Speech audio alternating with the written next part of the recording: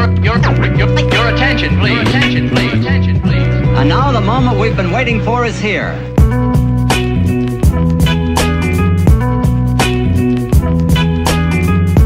Dylan, mate, welcome to the podcast. Thanks, mate. How you doing? Yeah, good. Welcome to my Keen to bedroom. be here. Yeah. Welcome to my bedroom. Nice one. How you doing, mate? You okay? Yeah, doing good. Doing well. Yeah, doing keen well. to be on. So I know, mate. I know. It's been coming for a while. I've been trying to get. Obviously, I've got Alexia on, I've got Charles on, Ryan on, got yourself. I've pretty much gone through your whole house. Pretty much. Sarah's next. yeah. She's next, 100%.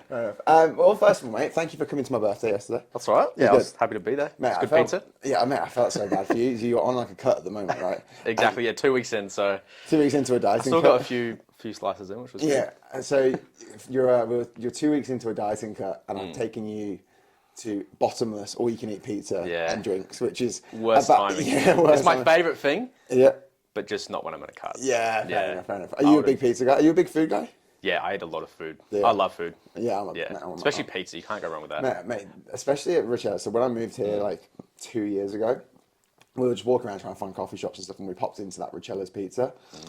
Mate, it's my favourite pizza in the world. I think yesterday, because it was just the bottomless, they're just bringing them out. I'm not saying they drop the quality, but you can tell they're just like throwing them out. But like typically, if you go there just for like a day or something, like they're so good. Yeah, thank you for coming. Yeah, I'm keen to go back there, but I'm not in a cut. Yeah, fair enough. So hang on, how much are you currently weighing now then? This morning I weighed in 78.1. And what will you be trying to cut down to? I don't actually have a set number in mind. I was originally just going to do it for like 2-4 weeks or so. Just like a little mini cut. Just a mini cut to kind of give myself a break from eating so much.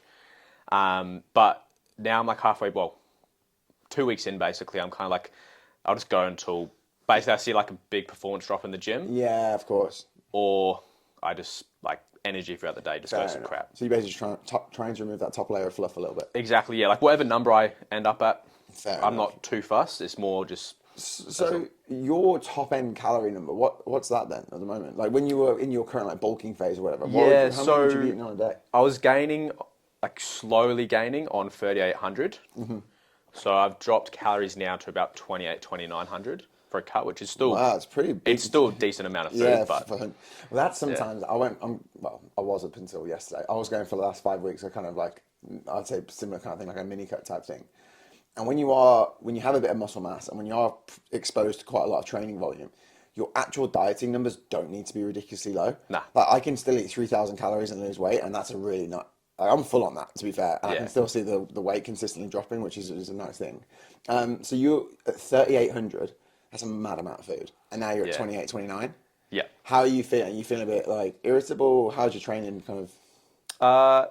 Touch wood, like feeling really good right now. I'm a bit hungry, but I can deal with that. That's at the moment, 2 weeks in, that's easy to deal with.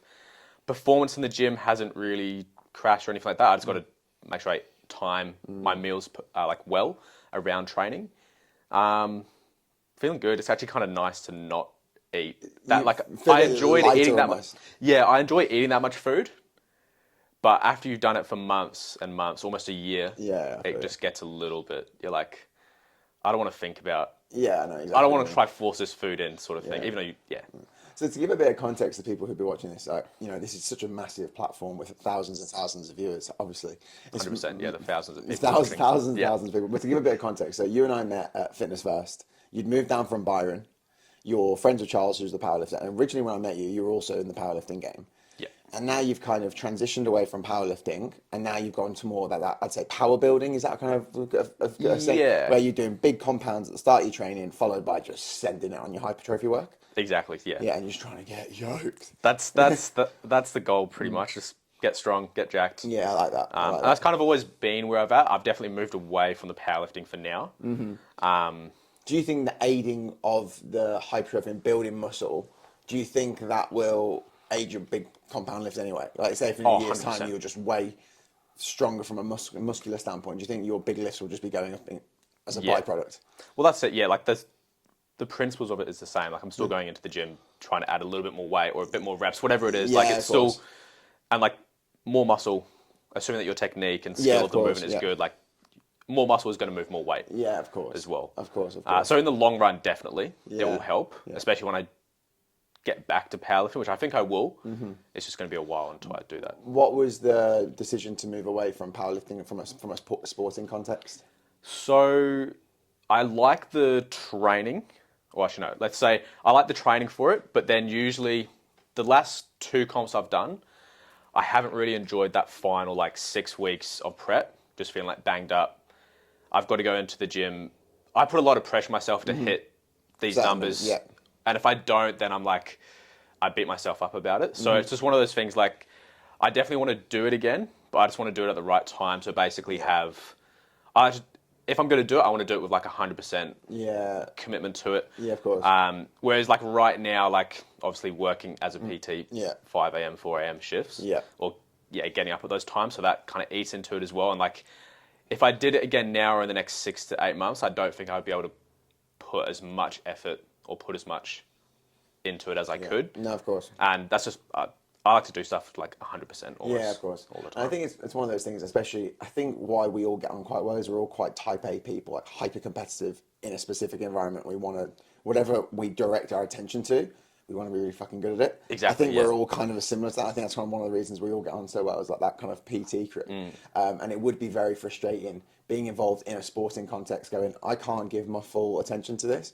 And then your results probably wouldn't be where you want them to be. That would be extremely frustrating. Exactly, yeah. And that was it. The last few comps I did, I still made great progress. Yeah. And if I had a client doing that, I'd be well done. Yeah. But that's just me. I had higher expectations, or I'd want to put in a bit more as well. So it's just one of those things. No, fair enough. I get it. I get it. So what were your big lifts? When you left powerlifting, what were your big 3 lifts at? So let's try to remember. 205 squat. I think 205 squat. Give context about how much you weigh as well at the time. At the time, I'm gonna say around 76 kilos, 77 maybe. Fucking ludicrous, mate. But carry on. Yeah. So 205 squat. I think a 135 bench. I failed 140 on the day. What a pussy.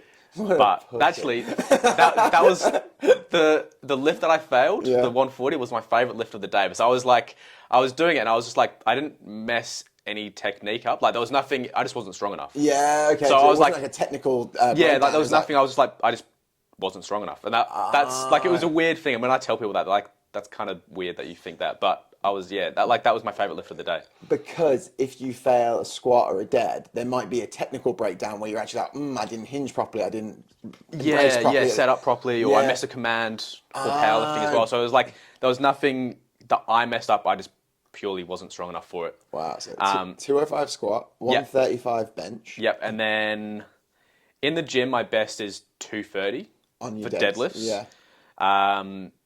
And then in a comp, I think I could be wrong on this. It's either 220 or 225. I can't remember which. And the difference. Or maybe 227 maybe. And that's a ridiculous amount of weight, mate. Ridiculous amount of weight. Do you find though that in a training environment, there's a lot less pressure, there's less crowds, you can maybe have your headphones on, you can be stimulated on pre-workout, whatever you may be. And do you find that because of the lack of pressure, you then have more freedom to express your strength and lift better, do you reckon? Why would you pull that in training and not pull that in a comp? I think the reason I didn't pull it in comp, in my I did a deadlift comp. That's the most recent one I did, and then the one before that is when I did the 230, and that was a full powerlifting comp. I think the reason I didn't pull more than that on the day, I think I was just maybe peaked too early, or there was something not quite right with the program that we did. Overall, it worked pretty well, but deadlifts, same for the deadlift comp as well. I think what has worked in the past wasn't working anymore. Yeah, okay. So I think it was just lots of lessons learned. No, and it was still good. The numbers when I did my full powerlifting comp, so squat, bench, and deadlift, about halfway through this year, maybe around then, the numbers I hit in training were the numbers I hit on the day as well. Yeah. So I think some things could have been a little bit better in the programming. I think Charles might have mentioned this, is that you will never pull your top in the training. Is that right? Exactly. You'll always leave your big best ever for your third attempt on the lift. You'll leave that to the day essentially. Exactly. Yeah. And that didn't happen for me, and it was just I think it was just one of those things. Fair enough. Fair enough. But that's the best thing. Like, I can beat myself up about it, but you kind of fair enough. You have to see what worked and what didn't. Like, it's always a sort of learning. I think any sport is hyper competitive. I think any sporting environment is going to be very, very tough. I think powerlifting is an interesting one where, yes, you are in a group where you're trying to beat someone else's numbers, but fundamentally it's you versus the weights. Exactly. That's the way I see it. So like, I did a jiu-jitsu competition yesterday. That's literally me versus another guy, right? Yes, there's technical things I'm trying to run through in my head, but for the most part, it's me versus some other guy. And if he chokes me out, then fair play. For you, yes, you care about your group or your whoever's in your like ranking or whatever, but for the most part, it's you versus a 230 kilogram deadlift. It's you versus just, and you know, Exactly. Going into the prep, you're like, right, I've got that. You know, that's mad. Powerlifting's hard. I did a power building prep, I'd say, about a year ago, and I remember I carry so much fatigue. And I think it's a different kind of fatigue. Like, I will send a big leg day now or a big chest day or whatever it might be when I'm doing my training. But it's not the same kind of fatigue. I think the fatigue from bodybuilding almost, or more like muscle building stuff, is more like acute. Oh, my legs are sore. I feel like whenever I've gone through that powerlifting prep or training, it's more of like a central nervous system fatigue. I'm just like, I am zonked. Like I would say it's like deep in your bones and joints that you feel it when you do a powerlifting thing. Whereas, do you agree with that? Yeah, 100%. Like, I'll be training now, like, I'll have DOMs. Yeah. But if I was to get into like a powerlifting prep, I would be like, okay, I'm waiting for my joints and my like bones to like start to ache and like just feel tired. That's the best way. And I'd never had any experience in that kind of like lifting prep before. So I remember going, I am fucking knackered. Like, you wake up in the morning and like, especially I used to pair that with jiu-jitsu, so I'd be like pulling like numbers, like deadlifts or squats or running, whatever it might be, and then I'd go into jiu-jitsu and all week I'm like, I am dead. Like, I'm absolutely fucked. But yeah, I know. So I wanted to speak to you. So I spoke to Charles a few weeks ago, and he was talking to me all about the mechanics of different powerlifting because he's engulfed in that. And he was like, you need to get Dylan on to talk nutrition because you've gone away now from the powerlifting thing. You've now gone more into that kind of strong hypertrophy phase. But I left in May of this year, and I would say you were strong, you were lean. I've come back now, and it's like someone had eaten Dylan. Like, you have put on so much muscle from a size standpoint. I remember Ryan, one of my friends, telling me, he was like, wait until you see Dylan. I was like, really? He's like, wait until you see him. And then I saw you, I was like, oh my God, brother. So talk to me, how has your training, how has your nutrition changed over the last 3, 4, 5 months? Because it seems to me that you physically look a lot different. So I would like zoom out a little bit because I would say like over the last 5 months, not much has changed. It's more of like a year, maybe even a year and a half. Like, it's really boring. I just eat the same shit every day within reason. Like, there's a few variations in there. I was like, but if you looked at it now and then, it would be like almost the exact same thing. And it's just getting consistent with it. Like, just so where'd you a start small with sort like of surplus. Where do you start something like that? So you went from the powerlifting thing, and then you're like, right, I'm now going to go more hypertrophy based. So do you change your programming? Is the programming the thing that changes first? Or do you just start adding calories at the start, emphasizing protein intake, emphasizing carbohydrates? Yeah, so like a year ago, I did, I think I did a deadlift comp. I went into a mini cut after that, and then that was the initial sort of change, is basically, like more of that like power building sort of programming, start with a compound and then move more into your hypertrophy bodybuilding sort of stuff. And then, so that was definitely like the first thing that changed, because it was the opposite of like almost the full powerlifting prep. And then just with that, just like it's kind of hard to say, I just kind of slowly increased my calories. I slowly changed my food. And then kind of once I got that sort of down packed, I guess the last 6 months I've tried to go more like whole foods. Like, still getting a bit of processed stuff in there, but just kind of, now I'm ticking all like I'm hitting my calories, macros, training's hard. Now I'm like trying to dial in more of my food quality, I guess you could say as well. I like that. So do you look at it from a top-down perspective, where how I would typically be prepping a client from a nutritional standpoint, as I literally go top-down and go, right, overall calories, divide that by their macros, and then I'd look at what their kind of, how their macronutrient intake would look, so how their carbs, fats, and proteins look. Then I go, right, within those, what are your micronutrients like? have you got some good veggies in there? Have you got fruits in there? Are you eating a load of processed shit? You then have that bottom breakdown, and then the last layer is I then see how you're feeling. So if you're like sleeping well, your skin's looking good, you're feeling healthier, you're losing weight, you're losing excess body fat. I'm like, we're ticking a lot of the boxes here. That's how I'd typically be prepping from a nutritional standpoint. Exactly. Yeah, like that's exactly it. Like I'd always start with calories, then macros, and then like your micros or food quality. This is assuming training and sleep is all that. Like those would probably be the first things I'd look at is like training, sleep, and then start to look at those other ones. So, like I said, and then after that, it would be more like supplements and then like food timing as well. Oh, okay. And I think, so that would be like the way I'd go. So calories, macros, micros, food timing, and then your supplements after that as well. But there is that pyramid, isn't it? 100%. Yeah. That would be the priority. And that would be the step that I go. Once you tick in that box, you move on to the next one, and so on like that as well. When you're looking at nutrient timing from a training perspective, how would you monitor your nutrient? How do you monitor that? So I just like for yourself now. So for myself, what I would do, or what I am doing, is basically divide my calories up throughout the day. So at the moment, I'm probably having, on average, around 4 to 6 meals. Yeah. Once I start to add more calories, I might add an extra one in there or a few snacks throughout the day. So that would be like the first thing I would look at. And then after that, I would look at like when I'm training. So something that I'm getting more into now. So I noticed a couple of weeks ago, this was one of the reasons I went into a cut, is I was just like, nothing really changed, but my energy, I was just like, as soon as I started training, my energy just crashed. Oh, wow, okay. And I think my body was just changing. Like nothing changed with training, calories or anything like that. I've gone on a bit of a tangent. I can't remember where I was. So essentially what you're saying though is that a few weeks or prior into your training that you would starting to notice that even that your energy was starting to dip a little bit around training? Yeah. So, So basically what I did from there is basically just, I would have more fats in the morning now. So before that's interesting.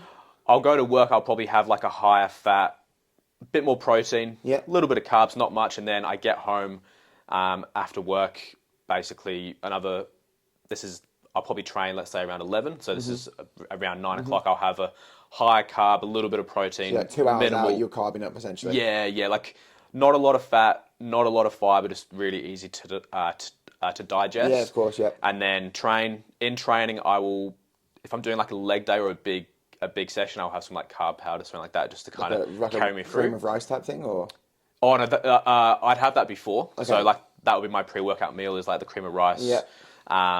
Bit of protein as well, like protein powder. Yeah. In training, I'll have that like carbs. Especially now. What does that look like? Like an intra carb?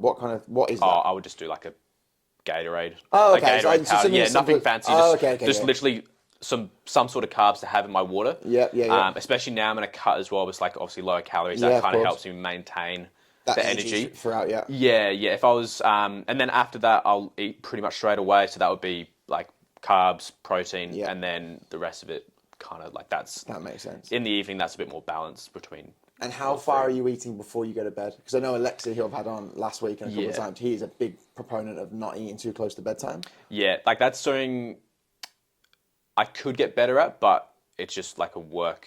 Like depending on where you are from a work perspective. Exactly. Like it's once I'm no longer working in the evenings, I would ideally have like a 2-hour window before I go to bed of not eating, just like let myself to digest and then just get into like that headspace to basically go to bed. Yeah, of course. Whereas now, like I get home, I eat.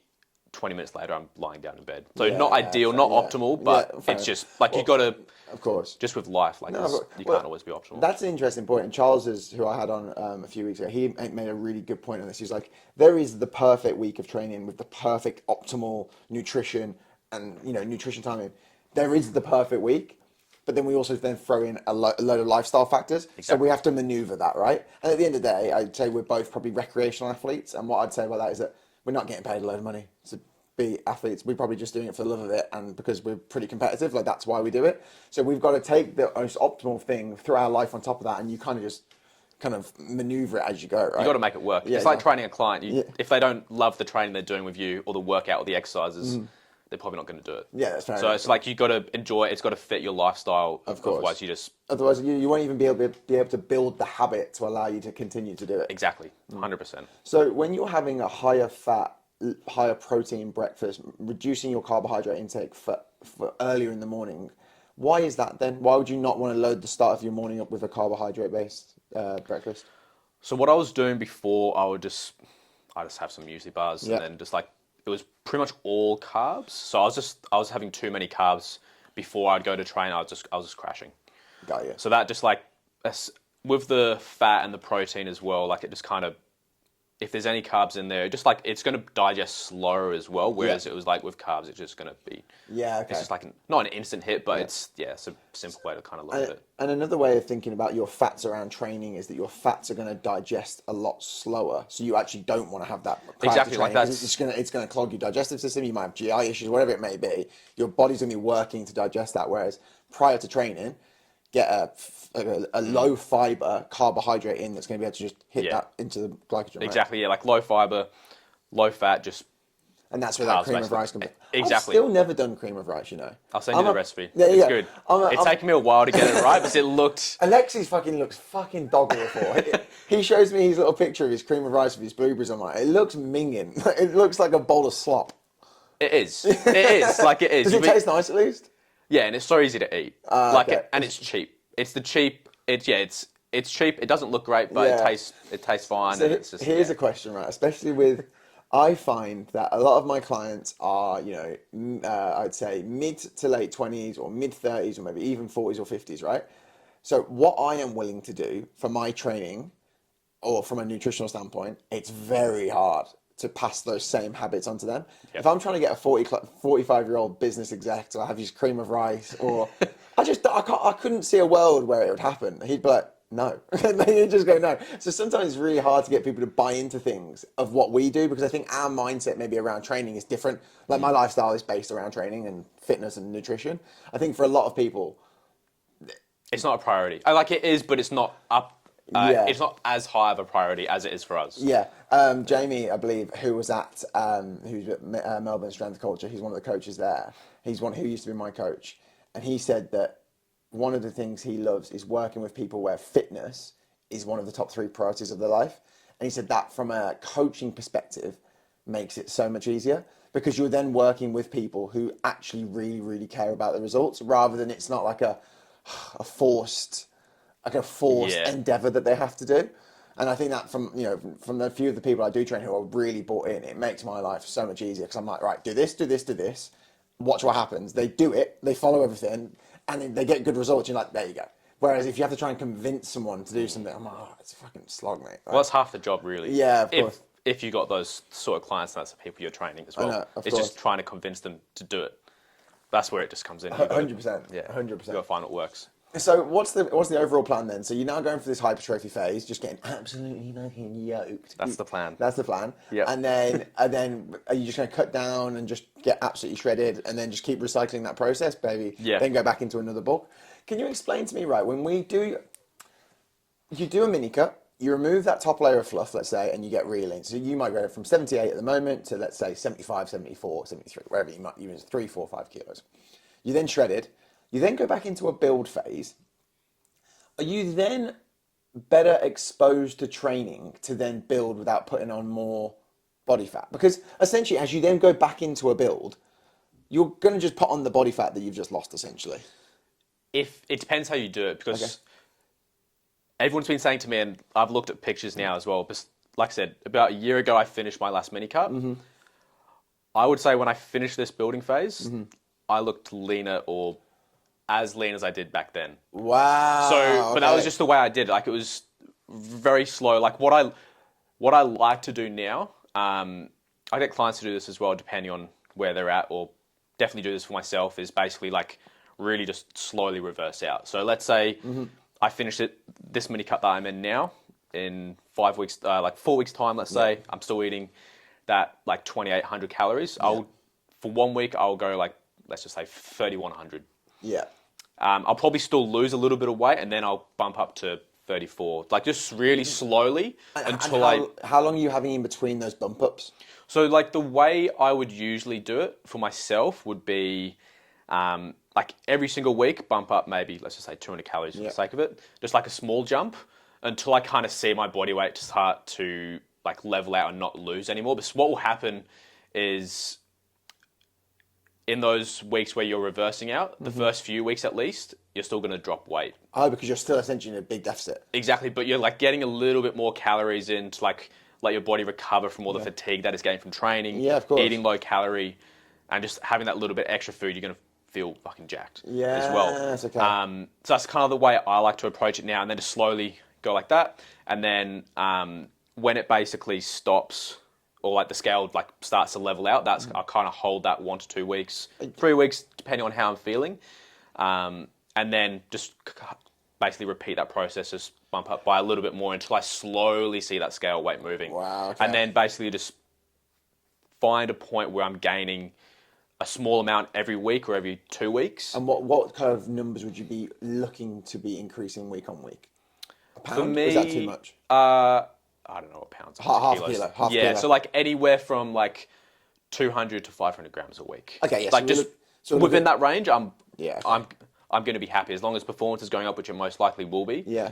And like I said, the first few weeks of reversing out of a cut, you're still going to be getting lean in that stage as well. Because you're still technically in a deficit. Yeah, of course. And training intensity is going to go up as well because you're getting more food. Yeah, okay. Well, this is an interesting one then. So you'll be coming out the back end of a cut, so you get down to 75.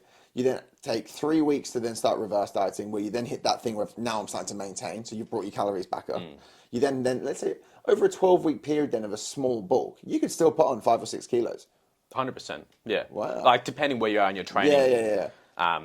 But I think that's probably one of the, and I've sort of spoke about this with Alexi, one of the craziest things I've seen from a bulking phase with a few of you guys is that a lot of the general gym bros who bulk just get fat. They definitely gain a bit of muscle and they definitely get stronger. But from a body composition standpoint, if you go, look, mate, take your t-shirt off, you put on a load of fat. And they kind of dirty bulk their way out. Going, and I used to do that. Yeah. I had a mate back in the UK, right, when he was in great shape. He was diced and he had a fucking ridiculous physique. And he was like, right, I'm going to just go for a bulk and get massive.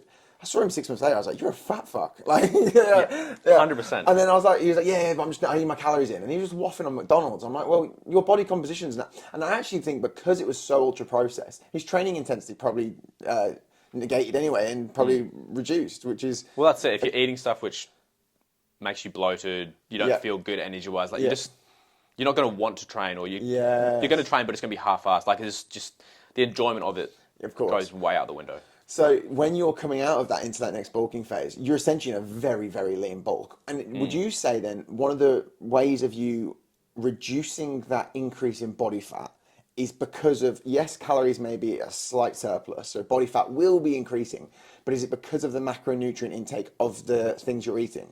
If you have high protein, high carb, which is purely fueled for training and for pretty much building muscle, do you try and eliminate your like high fats, would you say? I do that for me. Yeah. But that's just kind of where it falls naturally with my sort of meal plan that I've got. Yeah. Usually, like at the moment, I'm probably around 50 to 60 fats. Yeah. Once I'm more in a gaining phase, that will probably go up to just give or take 80 grams. But some people will feel better on lower fat. Some people will feel better on higher fats. It's just going to be that sort of like individual thing. So that's like, if I was coaching someone, that would be where I'd take that into consideration and just see like how they've performed previously on X fats in comparison to now as well. And just like this, it's just an individual thing, and just make sure it fits with their calorie, like their meal plan as well, or what they eat throughout the day. I think I'm going through a phase at the moment where I used to be very much of if it fits your macros, have at it. If it hits your protein, if it hits your carbs, that kind of used to be my mindset about things. But as I'm growing older and maybe getting a bit more experience from a training standpoint, I am noticing more anecdotally for me when my fats are lower and my carbs are higher, my body composition is way better, and also my training performance is way better. And I don't know if that's an anecdotal thing, but I just don't know if it's that the fuel I'm putting in is just better it's just way better utilized for what I actually want to train, if that makes sense. Yeah. Absolutely. So that's what I've noticed anecdotally. But you might say to a client, hey, if your fats are up and they feel better, their joints aren't hurting as much, I don't know, they sleep better, well then that's going to aid their performance anyway. Well, that's it. Like if they feel better, they're going to perform better, they're going to sleep better, everything's going to be better in their life as well, which is going to be, that's almost more important than anything else. So there's not a one-size-fits-all approach. For you, it might be lower fats with a higher carbon protein. For others, it might be reverse slightly. That makes sense. Yeah. How are you tracking this as you come out? Are you doing this all by spreadsheet? Or you literally, have you got an app? Like, I just do all of my MyFitnessPal, and I use Everfit yep. for my clients, and I use that for myself as well.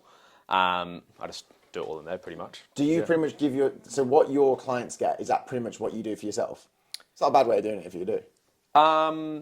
Some of them, a lot of them, like what we were saying before, like Their buy-in is different. yeah, they're like training is not as much of a priority as it is for me or you. Like most of them just get a workout.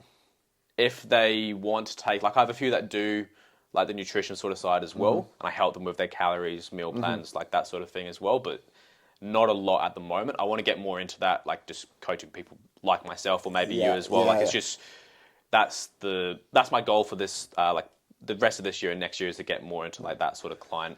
You know what's interesting, right? I left a sales job like 5 or 6 years ago, and I was like, I'm a bit fed up with this. I'm not enjoying the work. And then I started coaching people, and I started coaching people probably from different demographics. So it might be like middle-aged mums, it might be typically weight loss clients, and it was fun and it was fulfilling. But there is nothing as fulfilling as taking people like yourself who are fucking really bought into a process, and then watching them get like that is fucking fun. 100%. Because it's the easiest thing. Because you know their level of buy-in is probably similar to yourself, and you can almost put yourself into their shoes because they're very like-minded to you. So that's the whole game, right? It's trying to find those people, because it's not easy to always find 50 power building guys who want to fucking cut and get jacked. That's not always easy to find. But when you do find them, they are the easiest people to work with because it's just so much more fun. You're speaking to yourself, That's which a good point. Yeah. is just makes life so much easier. And as well, every problem they've faced, you've probably gone through yourself, so it's easiest 100%. to handle. Yeah, Absolutely. yeah. You have just done a nutrition course, right? Yeah. What did you think of that? You can be honest. So, bits of it I enjoyed. Yeah. So, there were bits of it I already knew. Yeah. There were some bits which I found very helpful, which was like more on the delivery of like a meal plan, and getting into like the weeds of certain things as well. Like, but then there was a lot of it, like when you would have done your cert 3 and 4, like it would have been very just like, this is just in there to tick a box. Yeah, okay. So I felt there was a few things like that. There's a lot of minutiae that you have to dig through. You're like, this is fucking... Exactly, yeah. I feel like now when I choose courses or anything which I want to learn, I'll be like hyper specific on, like it won't just be, this is a nutrition course broad. It will be like, this is nutrition for bodybuilders or something like that. Like a bit more niche down with it as well. But then it's like... Do those courses exist? I'm sure they do. Yeah, it's just like... That's probably not a bad way of doing it. If you could find courses like that where... But then it's like, I know every single subject in this I want to learn, whereas in that one I just did, there was like, this one I wanted to learn, and then there was this, I was like, I don't... Was it a sports nutrition course? What actually was it? Yeah, I can't... it was sports nutrition. It's not a degree. Yeah.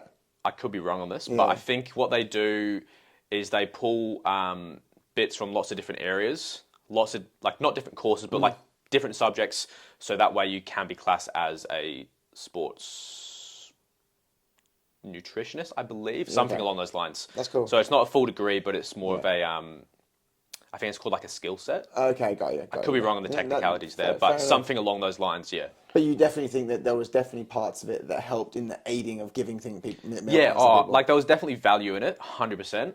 And if someone like didn't know much about nutrition, I'd be like, go do it. Like but you've got to be like very, not self-taught, but like you got to be on it with your class. Yeah, like you've got to be on it. Is it all like online course based essentially? Exactly. Like, they've got a few calls a week, but you've essentially got to run through it at your own. You got to go through it at your own pace. Exactly. Yeah. Is there exams and stuff that you have to pass to go through in it? So there's like a few like multiple choice questions initially, and then after that's when you get more into like the case studies. Yeah. Okay. And some of them are good. Some of them I was like, I'm just a bit bored of this. Yeah. I know what I'm doing. Yeah. Fair enough. But like I said, there's definitely value in it. But I feel like you and me, we kind of know mostly what to do, but you find... There'll be some little interesting, I didn't know that. But for the most part, as a general understanding, we've probably got a better understanding than most people about Exactly, it. 100%. That makes sense. I think I want to go in, I wouldn't mind going down the kind of sports nutrition route, because I find it really interesting. I would definitely find it interesting. But then again, like you said, if I would find myself wanting to fucking put a gun to my head if I was in a classroom setting, and I'm like, guys, this is... That's what it felt like sometimes. I was like, I don't want to do this assessment. Were you a good student growing up? I wasn't the best. Like, Yeah. my attention span's not great. Like you would either have all of my attention, I'd be like in, or if you've lost me, like it's really hard to bring me back. For some subjects, yes. Yeah. Like, I went to a Steiner school, so it was like... Right, can you explain this? These aren't these like weird hippie school. Like this, That's the rap it gets. I'd only ever heard of that when I moved to Australia. I didn't even know what it was. I'm going to explain it really badly, but it's... I don't even know if I can explain it. What is it? So just give me context as well. So you grew up in the UK. Yeah, so I grew up in the UK, Yeah. moved to New Zealand Yeah. when I was 5, and then moved to Australia when I was 17, up to Byron Bay, and then That's down awesome. to here when I was Man, you've been all over. 22 maybe? Yeah, you've been all Something over. like that, yeah. That's cool. Yeah. So then in New Zealand, you did the Steiner School. New Zealand, I was in a Steiner school, and then they've got some up in Byron as well, hippie place. Hippie play. Right. yeah. And talk me through it. It's always... I don't know the best way to describe it. It's... So let's just give context then. So a normal school will follow a government mandated Yeah, education okay, so that's program. probably a good place to start. It's like there's that, and then there's a few different types of Steiner schools that I'm aware of. There's like the ones which are purely Steiner and they don't follow the exact like government curriculum. Like they still obviously do like English, maths, history, all that sort of stuff. Yeah. But they'll do other things like more sort of art based, and the teaching and the way that they deliver it is slightly different as well. So instead of being like in the classroom all the time, you might be a bit in the classroom, but then you might go outside or you learn. This is when you're really young. You learn through like maybe singing a song or something like that. It sounds really wacky when I say it like that, but that would be like when you're very, very young as well. Okay. So it's a bit more, what's the best way to say it? Like it's not, the way that they teach you and the way that they deliver it isn't going to be the same for every student. Okay. They'll So have they a bit can't more of take- an individual, or at least the ones that I went to anyway, it was a bit more individual. So they might see that you learn really well when you read it from a textbook, but then I learn it really well when I like put it into practice or talk more about it with the teacher. Like it's just I different actually ways. like that though. That Yeah. seems to me like a great way of teaching people is you take their individual skill sets and basically how their brain works and Yeah. mind works, and you go, right, we're going to... That makes sense to me. Yeah, and the high school, so the one I went to in Australia up in Byron, what we did is, so I did that, I finished my high school, like the final 2 years of high school there. So what we did there is basically, you can do the, like the government curriculums, I can't remember what they're called here, but whatever those ones are, you basically do like 6 subjects or something like that. Or what you can do like the Steiner one, which is where you do 4 subjects, but then you have a year-long project which counts as 2 subjects, and you can do anything you ever want. Like we had some people, they built a business, we had some people build a boat, we had some people... Wait, that's sick. So I was going to make fun of it. It sounds sick. Some of them are, and I think, like I said, the ones that I went to, I think were very good. Would that hinder you getting into university? Because it's not the same educational background that the majority of other students have had. I'm not sure. Because it would be interesting, right? So if you've taken someone who's had like let's say a private school or a public school, and they've got their A's or B's or whatever from English, maths, like that kind of very general, broad subject base, and then you have a Steiner who's just been building a boat for the last year. It's almost like, can you compare these two different... Yeah, so I think the way it would, like because I did the Steiner cert, like the cert where I did that year-long project, but I still did other subjects as well, so I still got marks for them. I still sat assessments or like the assessments at the end of the year for those as well. So I still had marks for those subjects, but then instead of doing 2 extra subjects, which I don't know, might have been science or history or something, I chose to do a project instead. What was your project? I did fitness. Fitness? That's cool. Yeah, That's cool. so I think what I did is I didn't know what I was doing, but I would basically do my nutrition and my training for a year, and I did like... And you're 17 at this point? 17, 18, That's fun, man. It was good. Like it was... So that's what you do every day? You'd just be like, what are you doing today? I'm going to go work on my project, which you'd go train. Yeah, so like you'd have your normal subjects at school, but then you'd have, instead of when everyone else goes to their other subjects, I would have like 2 blocks to kind of work on my project as well, which is... I liked it because it was like one of those things that kind of taught me that, okay, I've actually got to sit down. Like you have to go out and find yourself a mentor as well, whether that's in the school or outside of school. Oh, that's so sick. So it's a lot of like that self-led kind of what we were saying with like the courses before as well. And I think that's why I just like that. I like to kind of... It puts the accountability on you, right? Exactly, yeah. Yeah, I like that. Yeah, That's and cool. that's what I enjoyed. So it was like I could choose when and what I was learning, how I was learning it, what I was... Like everything was down to me. which I enjoyed. It's really cool. I just don't think that model would work in the UK. I just think if you gave English kids the freedom to go and choose, they'd just fuck off and do nothing. And there was definitely kids like that. They just go do like nothing. both schools. Oh, yeah, really? yeah, like there was definitely ones like that would just fuck off and do random shit. Yeah. And I did that occasionally, but No, of course. I think everyone does, unless you're. I think every kid. Yeah, no, of course. So you were in New Zealand for pretty much 15 years, pretty much. On average, yeah, I think, yeah. And then you like moved. What was the move from New Zealand to Byron like? Because Because that's a big call. At a weird age as well, 16? Yeah, so I think I moved on my 17th, or like a few weeks before my 17th birthday. So you only would have had like 1 year in a Byron school before going. Yeah, like 1 and a bit years until graduating. Yeah, okay. So I left school in New Zealand in my like year 11. Yeah, okay. And then I finished year 12. Got you. Yeah. Yeah, that's a big culture shift, especially that late, I reckon. Yeah, like it wasn't too like the Steiner school I went to in New Zealand was like very small. Like my class had 5 people in. No way. Like towards the end as well. So it was like very, very small, which was great. Really close-knit people? Yeah, Were there some weirdos? Yeah, there was a few. Oh, that's tough as well. Which was hard, so it was like... There's no one else to hang out with. Yeah, that's it. So like, but the friends that you would have would be like, you'd be very, very, very close to them. And I'm still in touch with some of them today as well. Yeah, that's cool. Which is cool. But yeah, it's just like it wasn't, like the biggest culture shock for me was going to the Steiner School in Byron, which had, I think, 25 or 30 kids in one class, which and that's quite for me, I was like, oh, like this is crazy. There's a lot of people. Yeah, this is intense. What was the culture like from a New Zealand-based Steiner to a Byron Bay-based Steiner school?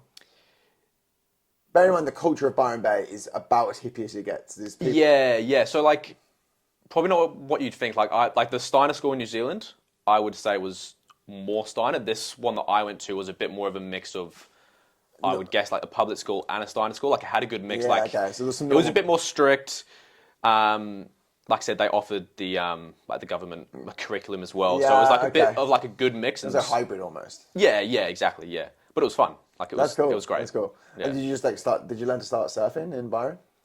My dad's tried to teach me. And I'm scared of not the water. I'm scared of sharks. So I mean, to be fair, I don't think we're in Australia. It's like it's very likely if you're swimming in most Australian waters, you're probably not that far from a decent sized shark. And that's what goes through my head. Even though I'm like, there's 20, 50 other people out here. Yeah, I'll be the one. sharks. Yeah, the sharks like near me, surely.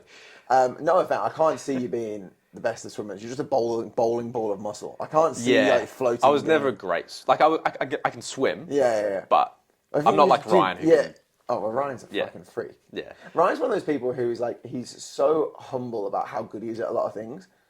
He's like really good at a lot of things. And he's like really kind of, and what's it called? Like he just doesn't talk about it. Yeah. He's just humble. Yeah. Very, very, very humble. I'm the other way. If you're good at something, everyone will know. If I'm shit at something, you'll know about it. Like, Yeah. I'll act like I'm really good. Fake it too much. Yeah, literally. But yeah, Ryan's crazy. But yeah, so you're going to be helping Ryan when he's doing his long swim, right? You're in the kayak. Yeah. Are you nervous about that?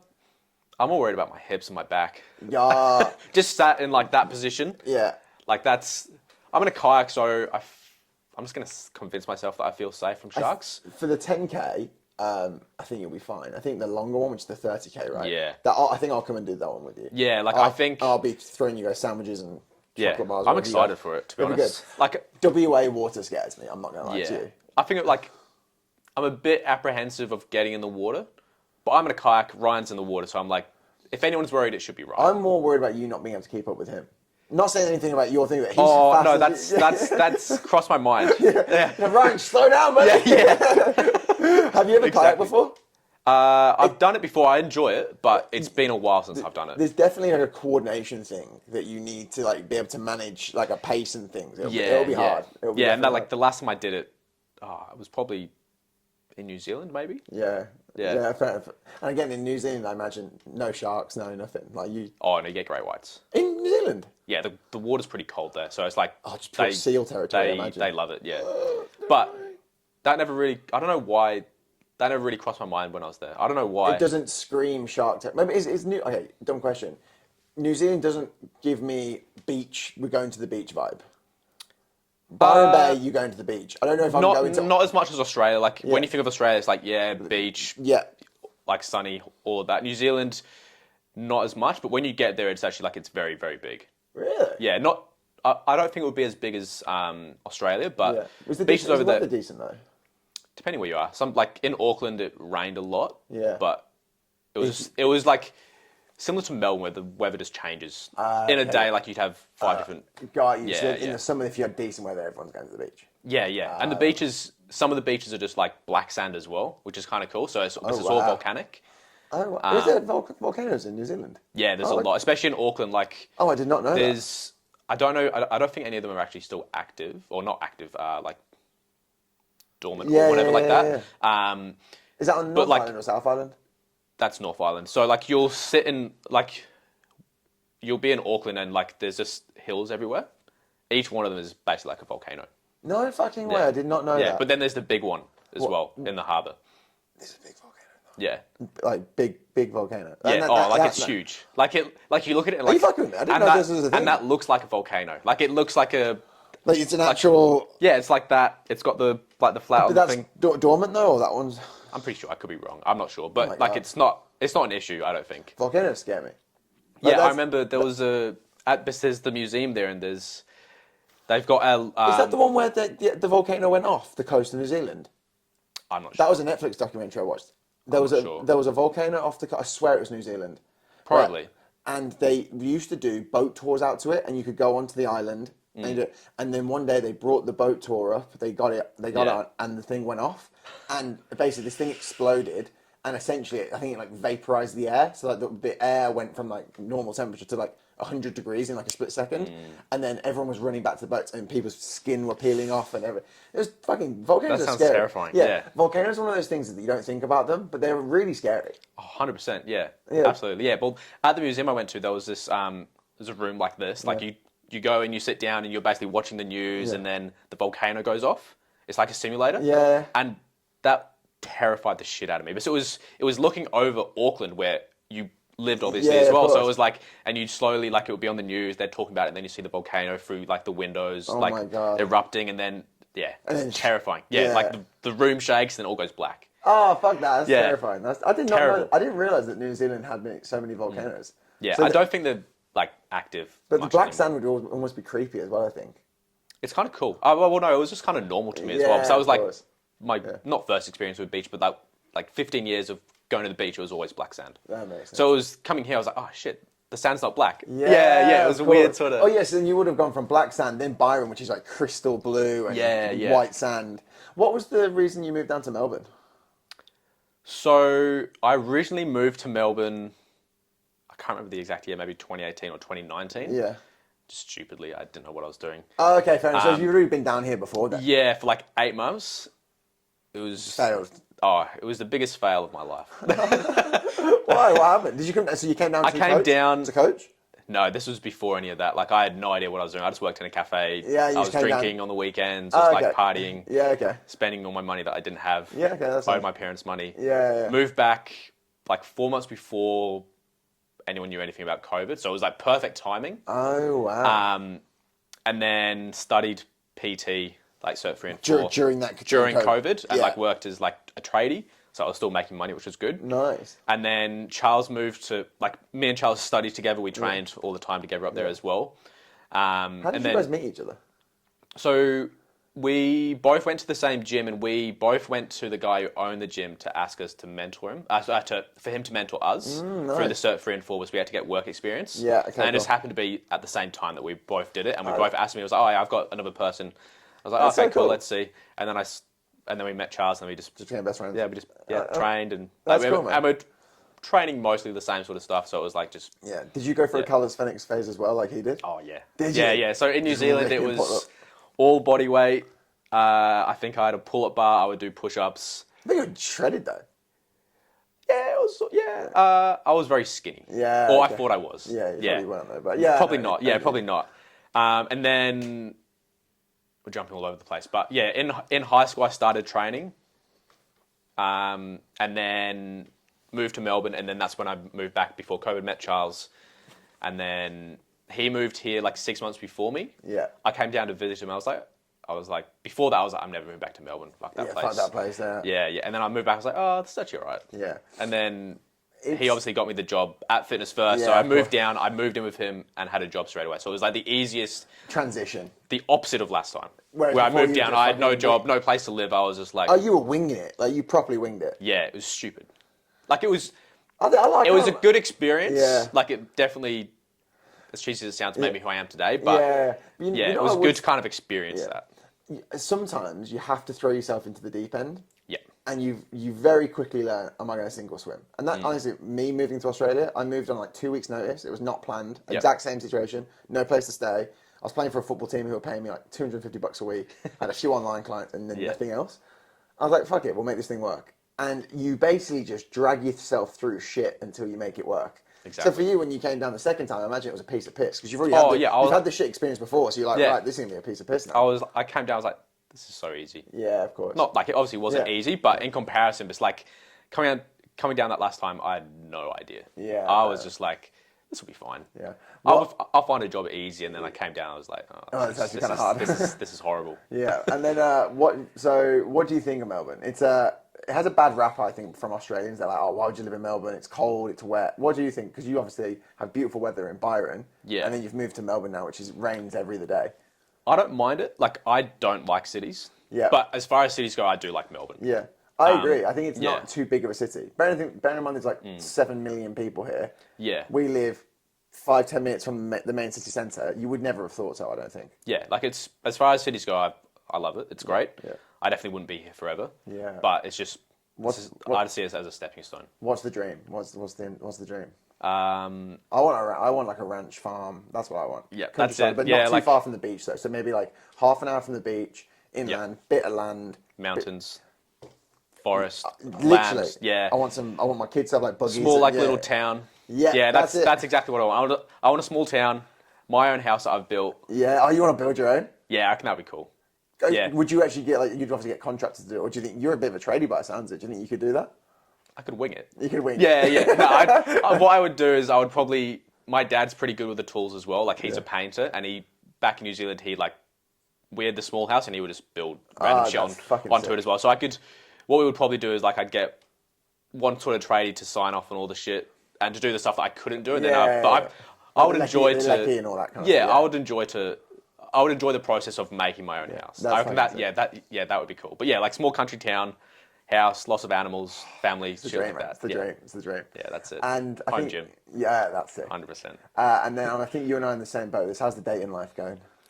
Well, it's non-existent at the moment, and it has been for a while. Yeah, it's okay. Are you on the apps or are you off the apps? Nah, look, my excuse was a while ago that I was focusing on myself, Yeah, and okay. I was like, I didn't have time for it. Now I've gotten too comfortable being single, and I like it. Yeah, well, that's not a bad thing. I don't think it's bad, but it's probably at the stage now where I'm like, I'm too comfortable, and I've actually got to. You start stepping out of it. I've got to step out of it and actually be like, okay, I've got to put myself out there now. Well, the problem is, right, and I think this is what I mean. I think you and I may be similar in this, is that at the moment, by the sounds of it, you really care about your business. Yeah, you that's the really biggest, care about your body and your training.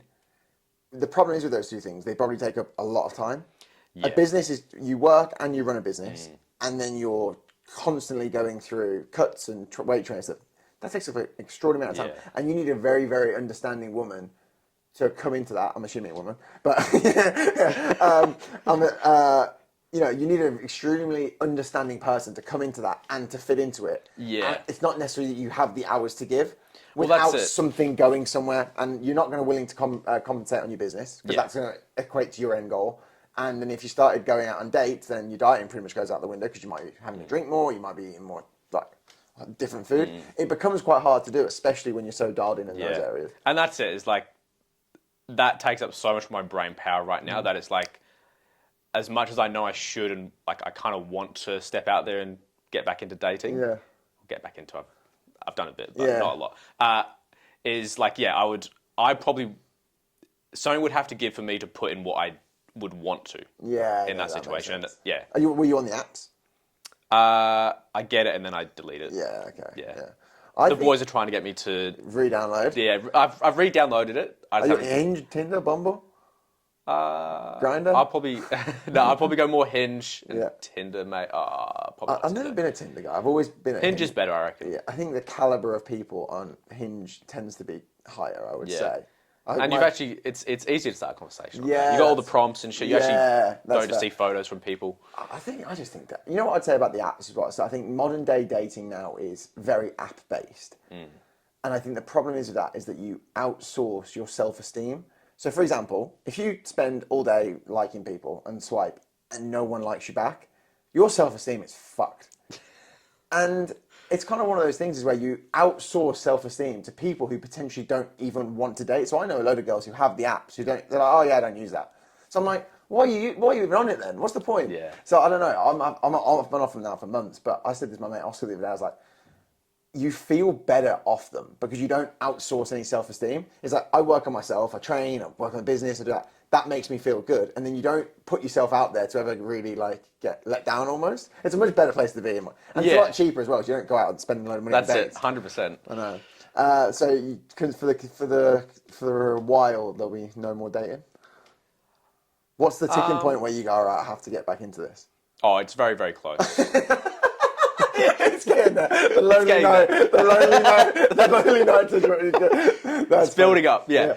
It must be interesting because you obviously live with Charles and Ryan and Sarah. Is it a kind of not frustrating, but seeing Ryan and Sarah always date, like obviously as a like happy couple, is it one of them when you look at that going, I kind of want to hear that?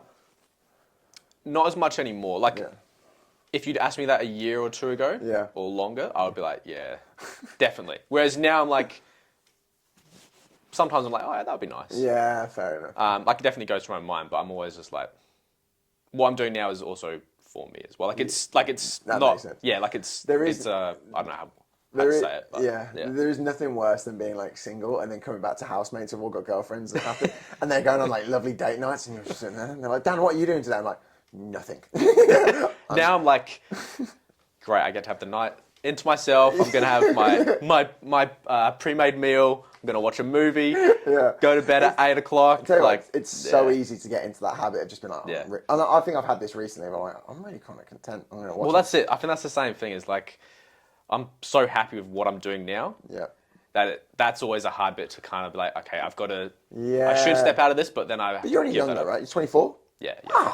Yeah, well, that's it. I'm young. You're young, man. You're young. Yeah. You can do nothing for the next 6 years and still be young, in my opinion. I know that's the way I see it. I'm 30. That's the way I see it. So, mate, we'll start wrapping it up here. So, just to conclude, then, going through everything. So, you've switched over your style of training into more like that kind of like more hypertrophy power building base.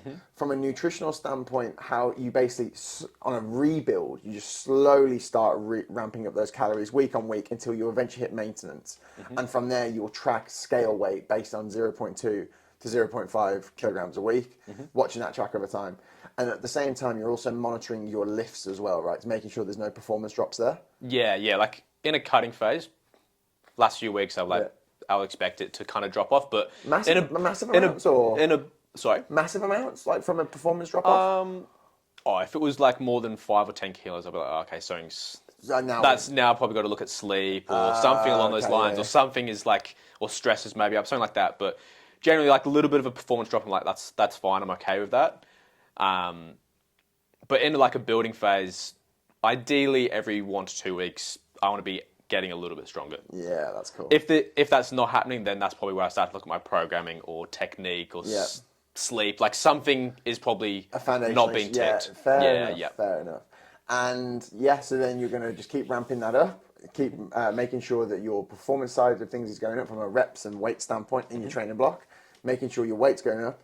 Do you track body composition? Do you take pictures and all that kind of stuff as you're increasing? I'll do pictures and body weight. That's the only thing I do. Like the scales, it's arbitrary number, right? Just like, up and down based on. If I was, it would just, the one thing I would do is just basically I would use it as like the trend, not the number on the scale. It would be the trends that I see over time. As the averages. Exactly. And doing make sure I do it the same time of day, same meals, trying to recreate the same environment every single time if I was to do those.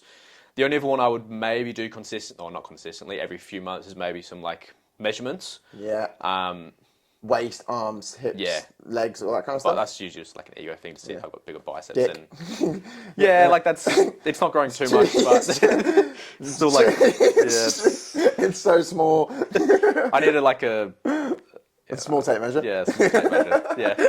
I wasn't sure if I should say that or not. What I was going to say, so then, if you were to give advice to anybody who's kind of in a similar position to yourself, what would that kind of advice be from a training, nutrition standpoint? So yeah, like if you're in your first few years of training, I would say like get yourself a coach because You're a big proponent of that. Yeah, like I would say a big proponent of like first few years you got to fuck around and find out with anything. Yeah. Business, train, like you just fuck around and find what you actually like to do. Yes. Figure shit out for yourself. For the first few years of training, this is like when you first step into the gym, maybe. Yeah. So I think there's definitely value in that. And you can pretty much do anything and you're going to see results in your first 1 to 2 years of training. But then after that, is like I would say just get a coach because with anything, they would have been through the plateaus and all the problems that you're facing now, and they'll have the answers to get you through that as well. Of course. Whether that's nutrition, training, so anything like that. Yeah. Getting a coach early doors. Getting a coach, and it's just this. Everyone says it, but consistency. But it's like if you stick with something for a long time, and you get a little bit better at it each week or every second week, whatever it is, you slowly get better at it over time. You'll eventually get strong and jacked. Love it, man. Yeah. I think that's it. Big biceps and shredded. That's awesome. it. That's it. Dylan, mate, thanks for coming on. Did you enjoy that? Yeah, awesome, bro. I appreciate coming on. Smashed it, bro. Thanks for coming to my bedroom, mate. Yeah. Dude, thanks for coming on, man. That was good fun. That was awesome. Yeah, good times.